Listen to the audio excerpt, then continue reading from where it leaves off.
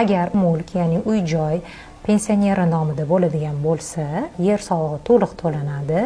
Mulk solig'ini 60 kvadrat metrgacha bo'lgandan soliq imtiyozini qo'llash mumkin. Agar u dom bo'lsa va umumiy maydon 60 kvadrat metrgacha yoki 45 gacha yoki shu 60 kvadrat doirasida bo'ladigan bo'lsa, demak to'liq ular soliqdan ozod bo'ladilar va to'lashmaydi. Sababi yer solig'i o'zi shundoq ham to'lanmaydi domda, mulk solig'i 60 kvadratgacha bo'lgani uchun va u aynan o'sha dom pensioneri nomida bo'lgani uchun demak soliqdan ozod bo'lgan bo'ladi. Agar dom kvadrati 68, 70 yoki 100 kvadrat bo'ladigan bo'lsa, demak 60 kvadratiga faqat imtiyozi qo'llaniladi, qolgan qismiga esa soliqni to'lab qo'yish kerak bo'ladi. Agar sizga hisoblab berilgan o'sha soliqlar ichida sizga imtiyoz qo'llanilmagan bo'lsa, pensiya guvohnomasini soliq inspektoriga ko'rsatish kerak bo'ladi va u soliq bazasiga kiritib qo'yilgandan keyin imtiyoz o'z-o'zidan shakllanadi. Agar to'lab qo'ygan bo'lsa, qayta hisob-kitob qilib beriladi.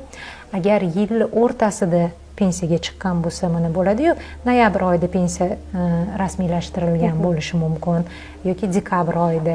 Shunda ham shu noyabr oyidan 2 oyga, ya'ni noyabr va dekabr oyiga imtiyozni qo'llash imkoniyatlari ham bor. Bunda ham o'sha hisob-kitob qilinadi. Faqat pensiya guvohnomasi soliq organiga taqdim etilishi kerak imtiyozni qo'llash uchun.